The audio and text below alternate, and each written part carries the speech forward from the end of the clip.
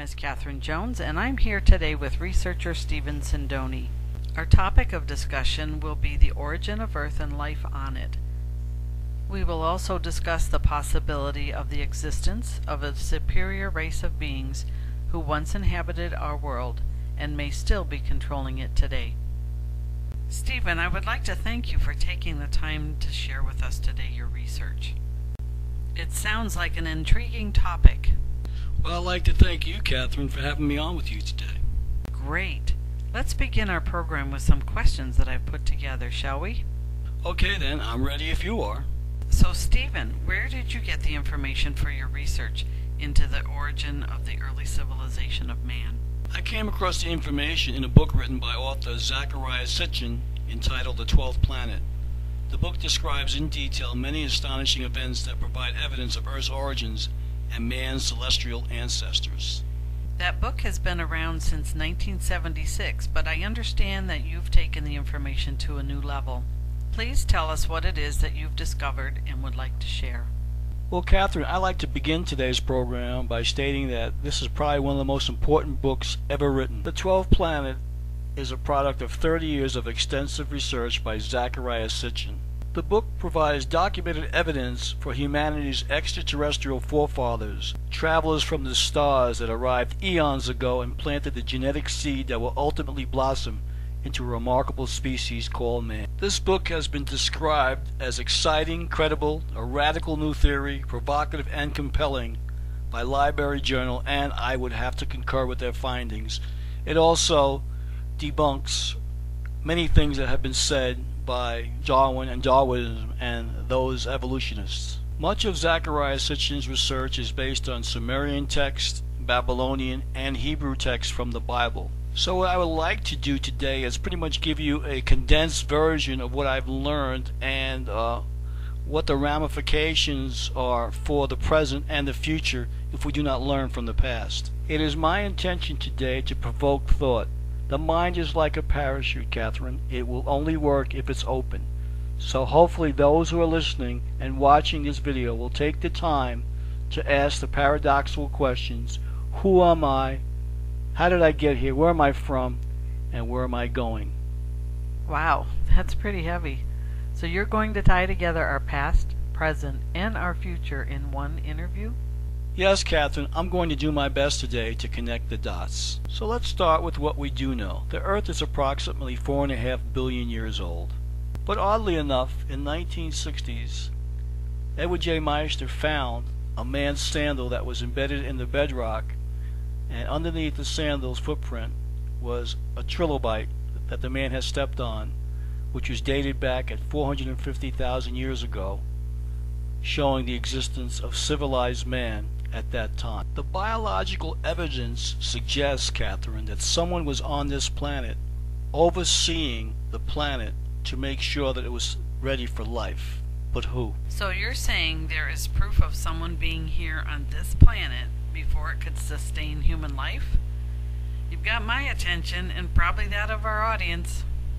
What I'm describing is similar to Neil Armstrong's first steps on the moon. So what do you suppose someone was here for at that time? He was here looking for minerals such as uranium, gold, and silver. I guess we can call him an ancient prospect, and this might help explain why gold today is still such a very valuable commodity. Oh, the gold. That could explain the importance of the gold through the ages, and even today with the seemingly scarcity of silver and gold. So how would an early primitive man even know the value of gold? That is a great question. The answer is he wouldn't. Getting back to what we do know, scientists have determined that the early ice age began some 600,000 years ago, and there was a first warming, an interglacial period, about 550,000 years ago, and then we had a second glacial period at about 480,000 to 430,000 years ago, which would validate Edwin J. Meister's claim about the man with sandals approximately 450,000 years ago who stepped on a trilobite in Utah. And it was at this time that the Anunnaki first landed on Earth some 450,000 years ago from a planet known as Nibiru. There is strong evidence to suggest that they landed in Mesopotamia, which is near Iran and Iraq in that part of the world. The Anunnaki's mission was to extract the gold and minerals from the earth. Approximately 300,000 years ago, that man was first created in the Anunnaki's image. So what you're suggesting is conflicting with the biblical story of Adam and Eve. No, not at all. I am going to help explain it. Please do. I think everybody's been waiting a long time to hear this one. The evolution of man can be traced back to South Africa. The key to understanding the origin of man is that the Anunnaki did not create man out of nothing. Rather, they took an existing creature and manipulated it to bind onto it the image of the gods. It is ironic that I must add here that without the Anunnaki's intervention, we would probably still be ape men at this particular juncture in time. And it was a conflict with the Anunnaki slaves who had been mining the gold in South Africa, who rebelled, and the result of it, it was decided that a man had to be created to do the slave work in the mines. And can be found in the book of Genesis, the words that conveys the information that the Adam was created somewhere west of Mesopotamia, then brought over eastward to Mesopotamia to work in the Garden of Eden. And the deity Yahweh planted an orchard in Eden in the east, and he took the Adam and placed him in the Garden of Eden to work it and to keep it.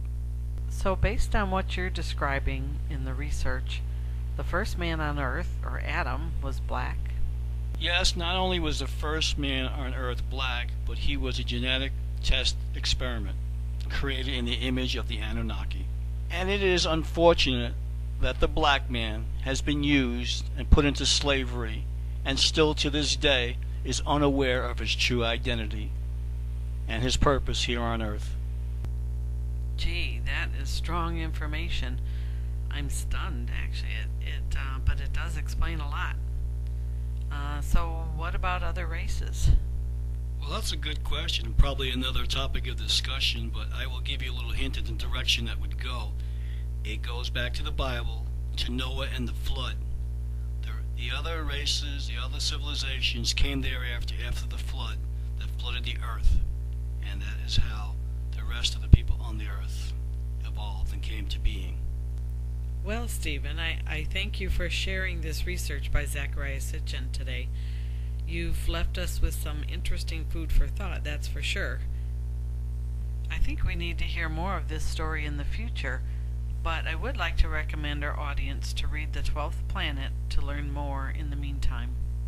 Yes, I think reading the book would be very important, and also your Bible, your New Testament, your Old Testament, reading information in Sumerian texts, the Akkadian, and also what the Greeks have to say about early civilization. I think it will all dovetail together, and you will learn that we are a test tube experiment by the Anunnaki who came here to Earth to mine for gold 450,000 years ago and created man in his image approximately 300,000 years ago. Thank you again for this thought-provoking information. I think it's very timely as people are beginning to awaken. This is another key to unlocking our Earth mystery.